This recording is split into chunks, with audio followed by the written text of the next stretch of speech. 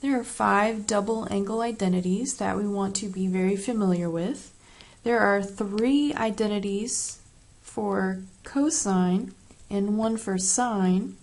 And we call these our double angle identities because in the input for both sine and for cosine, the input is a double angle. So it's some angle A and it's twice that angle. Sometimes we don't want to work with twice an angle on the input of our function, but we would prefer to write it as just an angle, so an angle A, a much simpler input. Sometimes that is a lot easier to work with, so we have what we call the double angle identities. And I want you to have the cosine and sine identities memorized. I want you to be familiar with the tangent identity, that double angle identity for tangent. We're going to verify all 5 of them. We're going to show where they come from. And the nice thing is that they all follow very easily from the sum and difference identities. So if you have the sum and difference identities memorized, you can always generate the double angle identities using those sum and difference identities. So let's look at the first double angle identity. Let's look at the one for cosine. So cosine of 2a is equal to cosine squared a minus sine squared a. So we want to verify that this is actually an identity, that this is true for all angles A. For any angle A, rather. So let's start with cosine 2a. And we're going to rewrite this. And all of these, we're going to make note of the fact that when we are talking about cosine of 2a, or any trig function, if 2a is the input, this is the same thing as cosine of a plus a. So without changing what's on the inside, we can actually rewrite it as an angle plus itself, which is the same thing. If I add those two together, it's the same thing as 2a. So we are going to rewrite this as cosine of a plus a. And we're going to use the sum identity to rewrite this as cosine A times cosine A minus sine A times sine A. So we're just using the sum identity for cosine. Cosine of the first angle times cosine of the second angle. Now the angles happen to be exactly the same. They're both A. Minus, so if we're adding on the inside, we are subtracting. We use opposite sign in between for cosine. And then sine of the first angle times sine of the second angle. Since the angles are the same, cosine A times itself, we can write that as cosine squared A minus sine squared A. So we have just verified and shown that we can start with cosine of a double angle and show that it is always equal to cosine squared A minus sine squared A. So that angle, we have met our goal, and that identity has been verified. We're going to use this result as we go to show the next 2 double angle identities.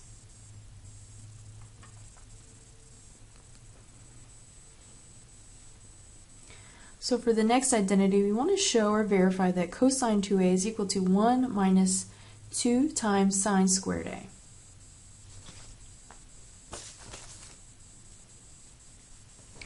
So we're going to use the previous result. We have already shown that cosine of 2a is equal to cosine squared a minus sine squared a. So we want to show that we can achieve the right-hand side. So we're going to do a replacement. Let's use our Pythagorean identity. Cosine squared a plus sine squared a. We know that this is equal to 1. This is our Pythagorean identity. And we notice that our goal is written only in terms of sine. There is no cosine on the right-hand side of this identity. So let's get rid of cosine squared a. Let's replace that with an equivalent expression using our Pythagorean identity. So we're going to come over here and we're going to rewrite the identity in terms of cosine squared A by itself on one side. So I'm going to subtract sine squared A from both sides, and we see that cosine squared A is equivalent to 1 minus sine squared A. So everywhere I have a cosine squared A, I can replace that with the equivalent expression 1 minus sine squared A. So we're going to replace cosine squared A with 1 minus sine squared A. Now we're going to bring down sine squared A.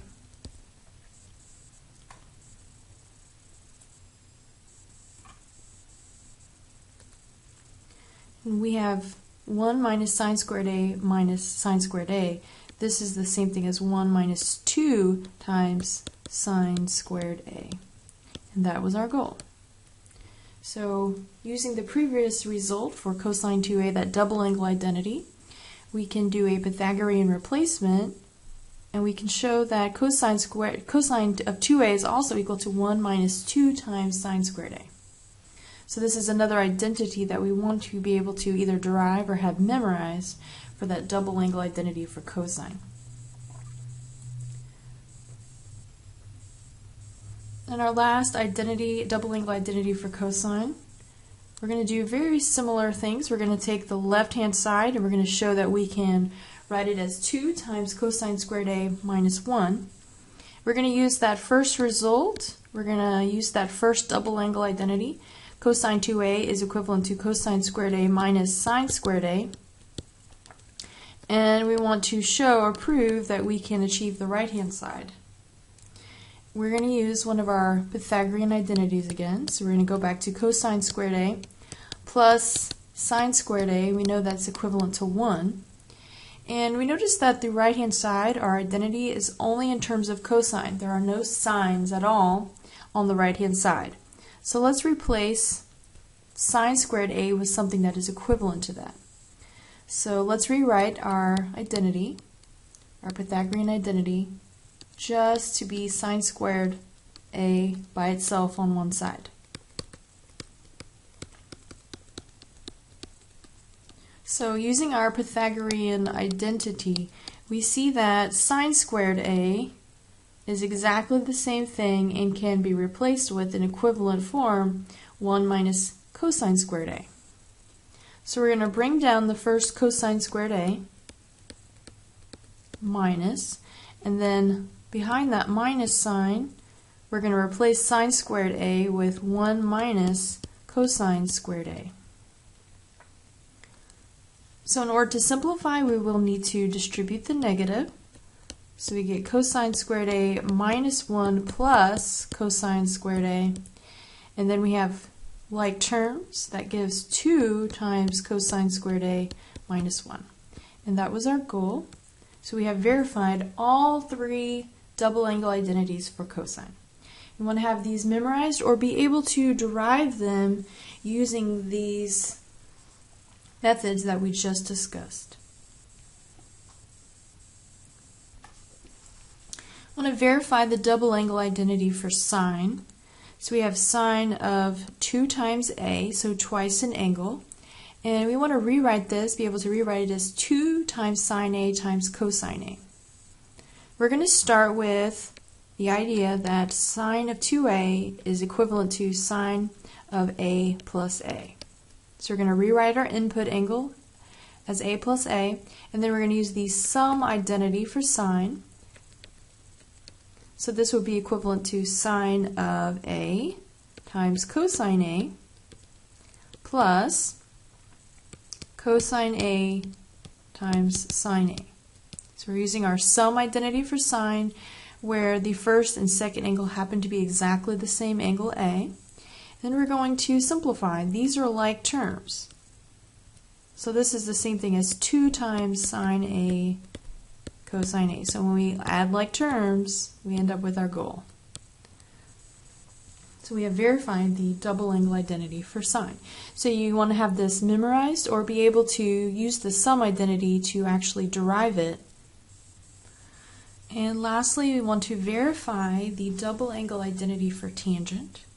We want to show that tangent of twice an angle is equivalent to 2 times tangent of angle A divided by 1 minus tangent squared of angle A. So we're going to start on the left-hand side here, and we're going to use the sum identity for tangent. We're going to rewrite tangent of 2A as tangent of A plus A. And the sum identity for tangent would be tangent A plus tangent A divided by 1 minus tangent of the first angle times tangent of the second angle.